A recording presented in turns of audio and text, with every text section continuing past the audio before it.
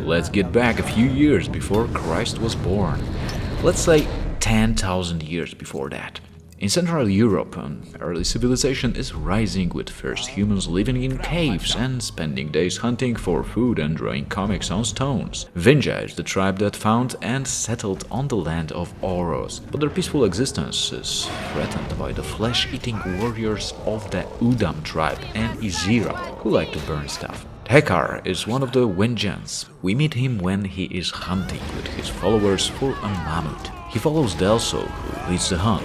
They approach the animal and attack with fire arrow spears.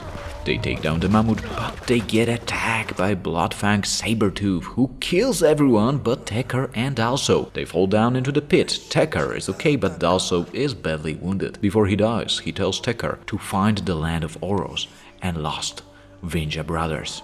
Takkar crafts himself a bone and hunts some goats to gather food and survive. Later he finds a cave and follows the path of Wenja tracks. He reaches a woman who is apparently feasting over dead bodies. She tries to scare Takkar off, but she gets attacked by a saber-tooth. Takkar manages to scare it off with a fire and they find a way to safety. That way Takkar discovers the land of Oros. Woman recognizes that Takkar has some marks of Wenja tribe and introduces herself as Izila.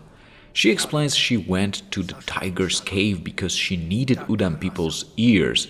Then she offers Takkar food and shelter. In her apartment, she has a nice painting of Ul, Udam leader. She tells he killed many Wenja, and now they are divided and have no home in Oros. Takkar discovers she has a deep wound, so he decides to go around and look for the green leaves that apparently are the aspirin of those times. He discovers that Udam people are controlling the area and he has to watch out when he approaches their warriors. When he brings back the leaves, Izila tells him to put it on her wounds. She tells him to go and look for Wenja cousins and bring them to cave. Soon Takkar finds Tensai. He's a spirited dude and forces Takkar to split his blood and then drink a mixture of it. That gives Takkar a vision in which he meets an owl that leads him through the forest, and by following it, he gains its loyalty and the owl will serve him as a prehistoric spotting device. Tensai is happy like a kid and tells Takkar that the owl calls him the Beast Master. So he tells him to tame the white wolf and calm the wild spirits. Takkar deals with Udam fighters near the beast's lair and baits the wolf, making it his new pet. Now he can use it to kill Udam warriors, while he can just stand and watch. That gains Takkar some local reputation as the Beastmaster, and Wenja people are joining him. Takkar does some quests in order to establish the village that will make an impression on the upcoming Wenjas.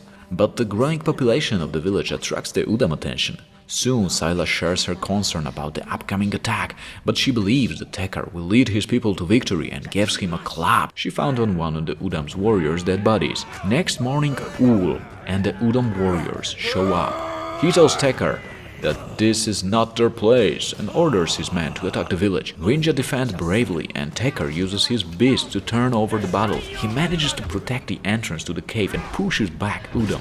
Izila is devastated about the loss of many people and she wants Takkar to kill Ul, who survived the battle. Takkar visits Tensai and has a vision of ice. He finds a stone woman statue, but Ul steals it, so he must find it again and fight for it. When the vision is complete, he tells Tensai he saw frozen Udam. Tensai tells him he will meditate on that. Later, Takkar meets the Hasari tribe and accidentally scare away the bear they were hunting for like 2 days. Takkar tells them it's pathetic and he decides to show them how it's done. But they are not impressed since they think the bear was already tired and easy to hunt down. Anyway, they become his new allies. Then Takkar accidentally falls into a hole and a guy shows up and urinates on him, laughing and talking trash. And he says Takkar can't be Wenja since he is the last one. Takkar is mad as hell and he finds a way out and tracks the weirdo. He tells him that there are actually many more Wenja and the weirdo shows him a blood of Oros, which is a great material to make a weapon. Takkar orders him to join the village and decides to find more blood of Oros. He also meets Karush and helps him to fight with the Udam boys. Looks like they have had mutual enemies since Udam took his eye, but most importantly, killed his son.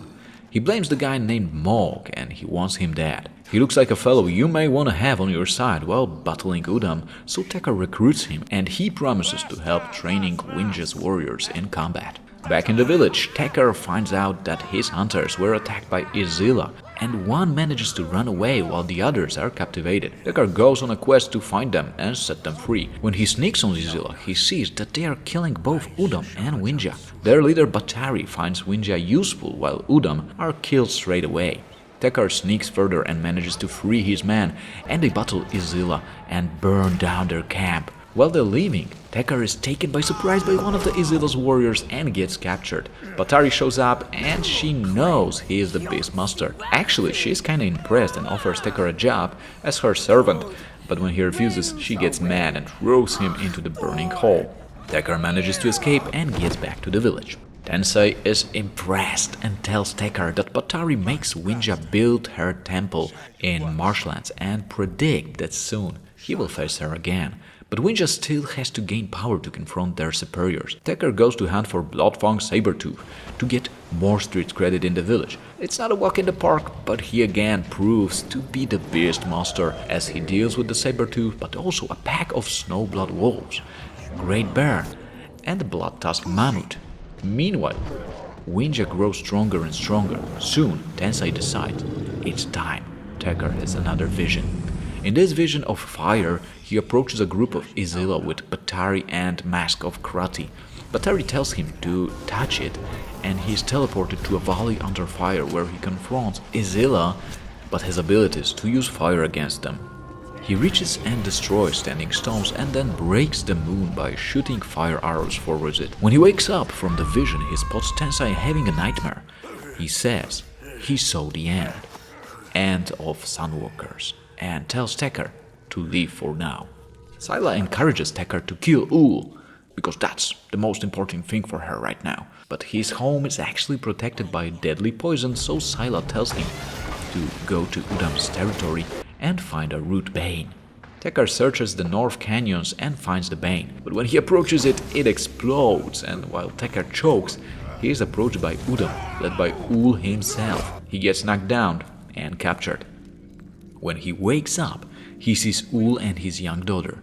He threatens to kill him and destroy Wenja. When Ul leaves Takkar in captivity, he manages to free himself and finds his gear and head away to escape. Scylla uses the leaf to make him resist the poison and be able to hunt for Ul. Tensai shows Takkar that he doesn't feel pain while putting his hand in fire. Cool trick, and he reveals he learned that when he was a slave to Batari, as she was burning his body all the time. She says that Krati is her weak point. She loves her, hates her, and fears her at the same time. He tells Takkar that Krati's mask is hidden in a walker tomb, and he's ready to go and find it. And you know what? He was right. Takkar finds the temple and the mask of Krati, but he is attacked by Batari. She shoots him in the leg and takes the mask back. She takes a knife to finish him, but Takkar is faster and stops her in the neck. He steals the mask and escapes the tomb. Tensai is excited as hell to put his hands on that mask, and he tells Beastmaster to wear it. But also points out that Takkar needs the power of large beasts to attack Batari's temple. When Takkar infiltrates the camp of Izila, he captures a commander named Roshani and spares his life in exchange for Izila firebombs. In a similar story, he also catches Udam commander Dag, who gives him a know-how about the Beerseeker bombs. An angry Scylla later confronts him and informs that Dag is about to be publicly executed by the other Wenjas.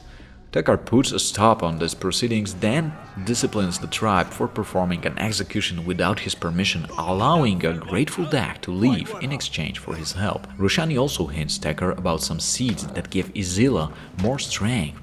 But when Beastmaster is away to find them, it turns out Izila kidnapped some Wenja's men, and now Roshani is in panic that they spotted him in the village and will camp for him too. Takkar goes on a rescue mission before Izila will sacrifice them to their god Suxli, aka Sun. When he deals with that, he burns their camp to scare them away from the village. Time for Takkar to go after Ul. He crosses through the Udam canyons and reaches his cave. It's huge. He tries to find Ul, killing many Udams underway until he reaches him and attacks him and his guards. The battle is hard and exhausting, but with help of his beasts, Takkar manages to knock down Ul. Then they hear his baby crying and Ul goes to find it and hugs it, telling Takkar that now he dies, but the child is coming with him. But as he tries to kill the baby, his daughter distracts him, and when he spots her, he drops the weapon. He reveals that Udam suffers from sickness and epidemic. He gives his child to Takkar, asking him to protect it. Then he passes away. Takkar is welcomed as a hero in his village. Sila is a bit disappointed that instead of bringing her Ul's ears, he brought his babies, but she accepts this decision, respecting what he did for the tribe in a bigger picture. Dag is also impressed, but it's clear that he also struggles with illness. He calls it skull fire and he knows it will soon kill him, so he asks Takkar for an honorable death. So Takkar stabs him with a knife and lets him walk free, as they call it. But Takkar still has to deal with Batari and her people. He heads down south, and the only way to get through the gate is to ride a mammoth and smash it. This way Takkar gets to the Izila homeland. There are a lot of Wenja people kept as slaves around here, so Takkar explores the neighborhood, liberating them to gather himself a little army before he strikes on Batari's people. The temple itself is surrounded by many Batari's warriors as well as predators. When Takkar reaches the temple, he meets Wenja warriors and they prepare a strategy to storm the temple gates. Takkar holds all the guards while his people take down the entrance with a prehistoric war machine. That's impressive. Takkar puts the mask of Krati, and that scares away all the Izila people, including their warriors. He reaches the cave and enters the altar of Suxli. Batari attacks him there and breaks the mask, and the sun eclipse that can be spotted in the background. Not only does the whole scene look much like the vision, but also Batari is a bit scared that Takkar brought it. She distracts him and escapes. She soon attacks with help of her warriors, and Takkar needs to fight them all at the same time. Those men are Batari's elite, and he is quite outnumbered, but he manages to struggle through them and wound Batari to a point where she stops attacking from above and decides to confront him in combat. Takkar takes advantage of that and defeats her. She prays to Suxli to help her, but Takkar puts her in fire and burns her alive, proving he is not even impressed with flames touching him anymore. Back in the village, everyone is happy with the return of the Beastmaster, who made Wenja great again. Tensai tells him to drink from the skull, and that kicks in pretty strong. When Takkar wakes up, he gets back to village and tells Roshani he can go back to his tribe if he wants, but he actually decides to stay with Wenjas. Takkar admits Wenja can learn a lot from Izila, and both tribes can coexist. Then we see village celebrating, and Sila is happy how strong the tribe became and how they control the Oros land. Tensai also pays his respect to the leader, and they all begin to celebrate. We also see the daughter of Ul trying to tame one of the beasts. The kid actually succeeds, and that's how the game ends.